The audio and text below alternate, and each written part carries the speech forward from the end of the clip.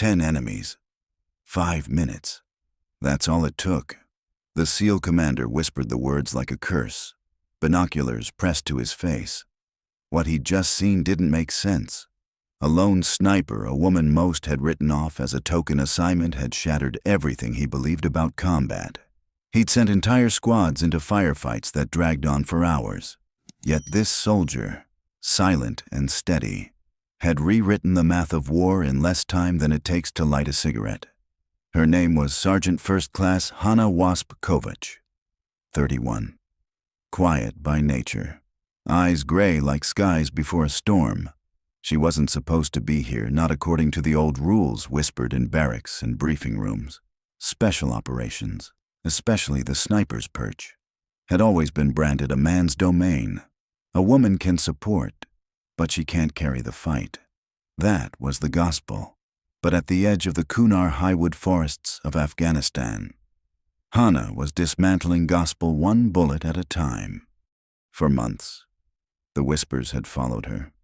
She'd logged impossible shots on joint operations, her dossier filled with accuracy scores that left instructors shaking their heads, but paper wasn't proof.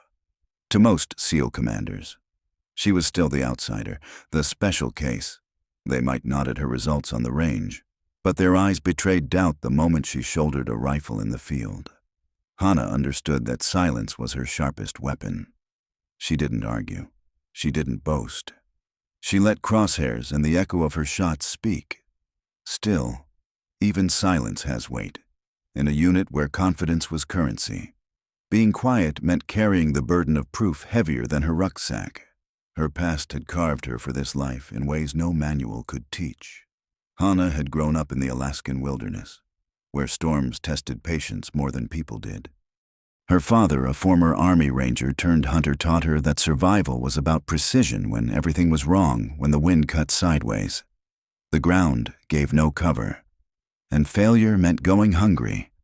By 16, she could disappear into the mountains for days, return leaner, sharper, unshaken. She spoke the language of precision, wore patience like armor, and fed on doubt as fuel. Now, in the crucible of Operation Iron Leaf, she carried more than her rifle. She carried every assumption, every smirk, every commander who had seen a liability instead of an asset. And on the ridgelines of Kunar, she was about to prove that the battlefield doesn't bend to dogma. It bends to skill, to nerve, and to the soldier who refuses to break. As Hana chambered her first round and swept the tree line, she felt it tight, closing in. The mission hadn't even started, and the ambush was already waiting. Soldiers, report your position. Where in the world are you watching from? Drop your city or country in the comments. Don't forget to subscribe for more high-stakes military stories every day. Hana WASP. Kovač earned every line on her dossier the hard way, not by showing up, but by outworking everyone in the room. After college, where she studied applied ballistics and wilderness science at a small northern university, she entered the military with scores that read like a challenge to anyone who still thought talent had a gender. On the range, she didn't just hit the bullseye, she redrew the boundaries of what instructors thought possible. Veterans of sniper schools, men who'd taught for decades, found themselves watching in silence as she strung shots at distances they once dismissed as reckless. Basic training tried to grind her into uniformity, but Hana had grown up in silence and wilderness, where others cursed the wind. She read it like language, where recruits fought the course. She finished it with minimal wasted motion. Her patience unsettled drill sergeants, not defiance, but the kind of stillness you only learn by waiting on a ridgeline for hours. Tracking life and death through a scope. Sniper school revealed the difference between good and exceptional. Hana didn't rely on calculators. She carried the formulas in her head. She understood that the job wasn't bravado. It was restraint, knowing when not to fire. Under stress. When targets blurred like shadows, she held calm. Instructors stopped calling her promising. They began to study her methods. But qualifications alone couldn't dissolve the quiet prejudice that shadowed her. Commanders hardened by years of direct action struggled to picture a woman as a decisive sniper. Doubt surfaced in subtle ways, a second look across the table, an extra clause in the orders that kept her at overwatch instead of assault. To them she was capable, but not trusted. At the center of that skepticism was Commander Thomas Graves Mallory, 42. With nearly 2 decades in naval special warfare, Mallory's reputation was built on aggression, fast, overwhelming, direct. He admired skill on paper, but his doctrine prized men who closed with the enemy and got dirty. Kovač is technically sound, he would say, but battlefield pressure is another beast. In his mind, Overwatch was her ceiling. Hana didn't protest. She studied. Nights off were spent dissecting Mallory's after-action reports, tracing the gaps in his confidence, the places where aggression left blind spots. She wasn't planning to argue him into respect. She was preparing for the day reality would demand she save him from his own doctrine. That day came with a sealed folder, Operation Iron Leaf, a high-value target deep inside the Kunar highwood, sparse satellite coverage, dense canopy, intel that smelled wrong. The plan called for Mallory's assault element up front. Hana tucked into Overwatch. She studied the maps, the ridgelines, the geometry of terrain, and felt the weight in her gut. Something about this mission didn't add up. As Mallory laid out the assault plan with the confidence that had carried him through years of victories, the room nodded along. Hana kept her hands folded, her eyes on the contour lines. She didn't need to speak. The forest would speak for her soon enough. She read the package the way others read weather, not for the pretty pictures, but for the silences between them. Operation Iron Leaf had decent pieces, satellite shadows that sketched the compound, intercepts that narrowed a meeting window, but canopy ate detail, where imagery stopped. Uncertainty began, and uncertainty was Hana WASP Kovač's work. Hana didn't trust pixels. She trusted landscape memory. Years in the bush taught her to spot human intention where analysts saw green trails widened beyond animal use, saplings trimmed at rest heights, undergrowth tamped in ways that suggested recent movement. She walked the map with her eyes and felt the land's fingerprints under her fingertips. 1 or 2 of those marks might be coincidence, a pattern made intent. Her read was blunt. The wood ringing the compound had been prepared. Paths funneled movement. Scrub had been cleared at specific nodes.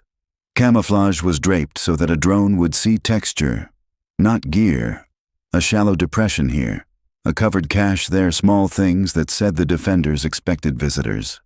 Most worrying radio tricks. She imagined antennae masked as dead branches and smiled grimly, a common field trade to hide comms from the air. On paper, the brief called this a routine security detail. In her head, the math said otherwise. If Mallory's assault element ran the planned approach, they would cross into interlocking arcs of fire the moment they cleared the tree line. She traced likely ambush corridors in her notebook, drew the lines others hadn't, and underlined the spots that should have triggered a second look. At the mission table, Commander Thomas Graves Mallory talked like a man who'd made the gamble before and won. His doctrine was blunt and effective, fast insertion, shock, overwhelming force. He pointed to the Overwatch dot he'd set for her back. Safe, observational. You hold the picture. We move. If anyone tries to run, you pick them, he said. The plan was tidy. It was also brittle. Hana offered another angle, a ridge to the east with sight lines that covered both the compound and the main approach corridors. One move would let her see where enemy movement funneled and give the assault a chance to avoid the worst of a trap. She spoke carefully. She knew the cost of arguing. Sir, that ridge lets me cut the east draw and 2 flank paths. I can interdict exits and give you effective support. Mallory's jaw tightened. He'd built his career on closing distance, not carving angles. He declined. Orders stood. She accepted the order the way she accepted weather noted. Plan around it. Professionalism. Hana had learned. Means accounting for the limits of other people's judgment.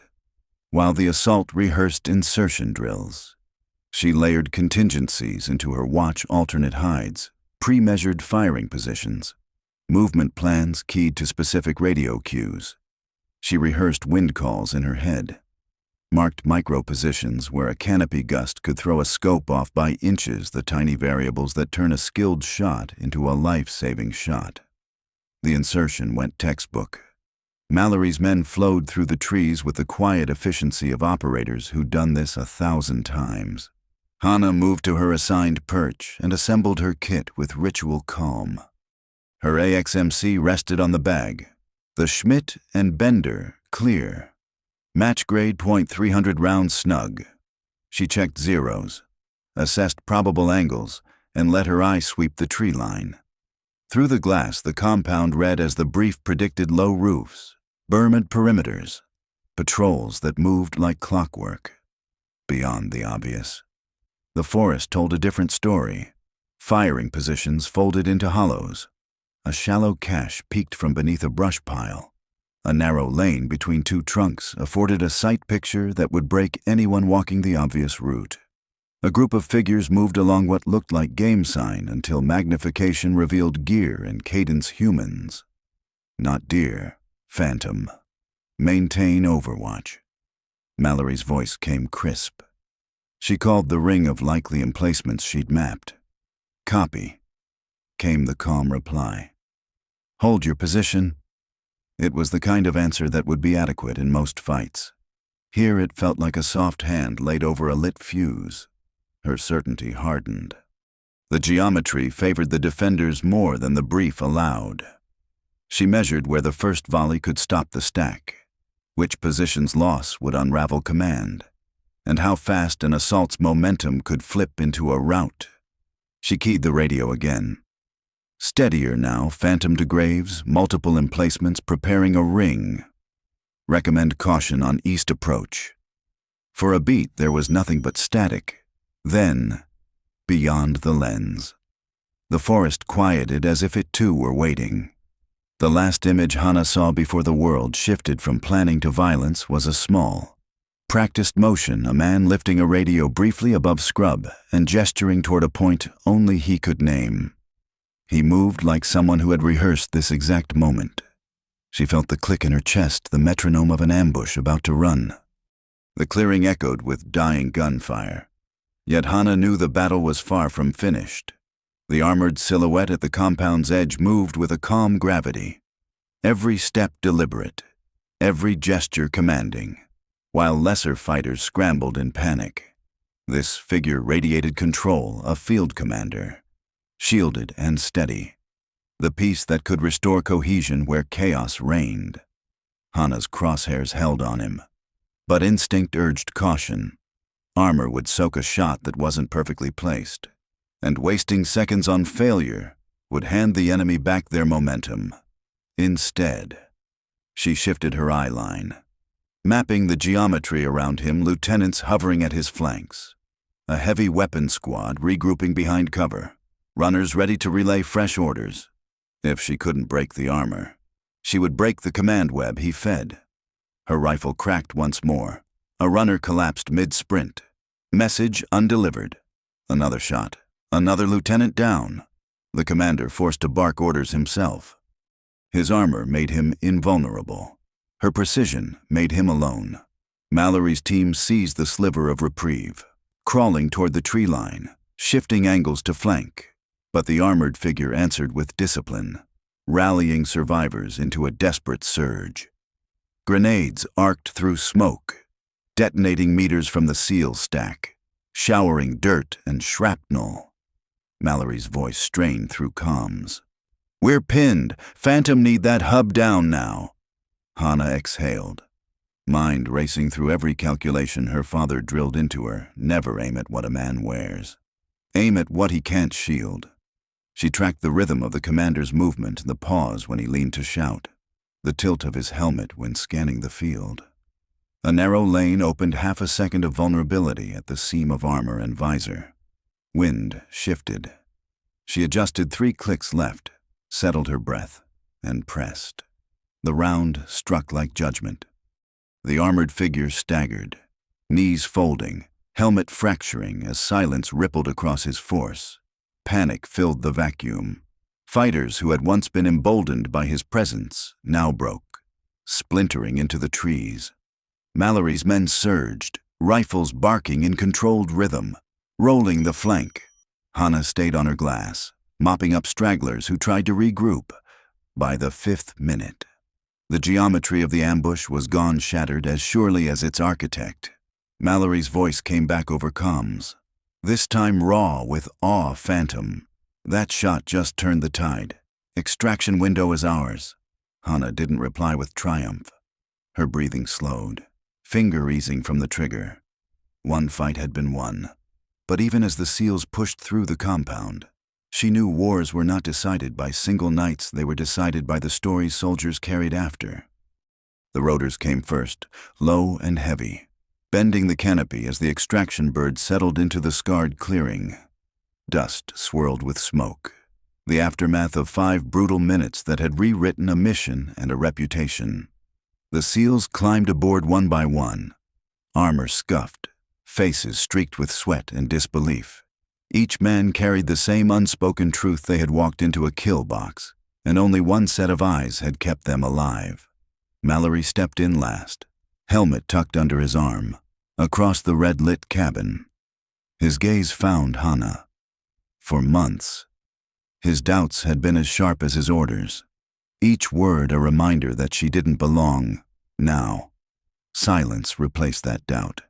He raised 2 fingers to his brow in a soldier's salute, quiet, unforced, genuine. For the first time, respect flowed both ways. Back at the forward base, reports spread like wildfire.